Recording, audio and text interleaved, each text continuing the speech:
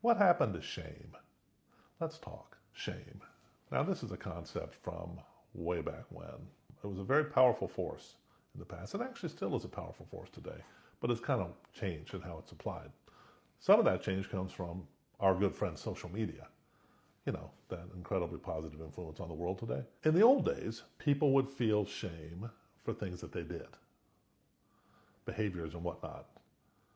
Nowadays, shame is more about what you think or how you think. And if you think the way the group thinks you should think.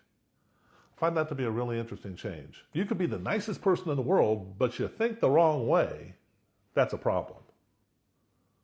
You can be the biggest jerk in the world, but you think the right way, and that's somehow acceptable.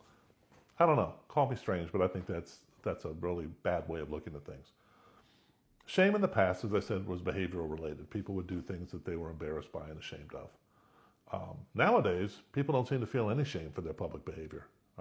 And obviously a lot of it's caught on video because everyone walks around with a camera. And you see these people doing these things in public that, at least where I come from and when I come from, reasonable people would have been humiliated. And there was no internet to catch it. It was just the people around who saw it, and people would be embarrassed. And nowadays, don't judge. Don't judge. I think they should be ashamed of themselves. We're trying to run a civilization here.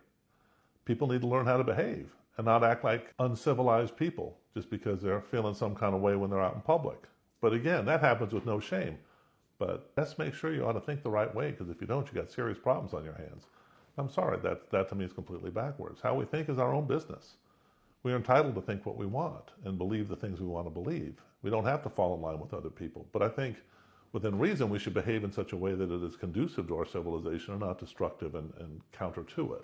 You know, back in 1948, George Orwell wrote a book that's very famous. I'm sure you've all heard of it. It's called 1984. He's the man who first used the term thought police. He was a prescient man. Thought police are everywhere now. Why don't we focus more on behaving the way we should behave as we go out into the world and live our lives, and allow people the freedom to think the way they want to think, because they're going to anyway. I mean, if they adapt to your way of thinking, if you're the kind of person who wants to force people to think how you think, they're probably not genuinely switching. They're probably just doing what they have to do to get through the situation they're in. And it's really not a fair ask for anybody. As always, I appreciate you taking the time. Hope you have a wonderful day.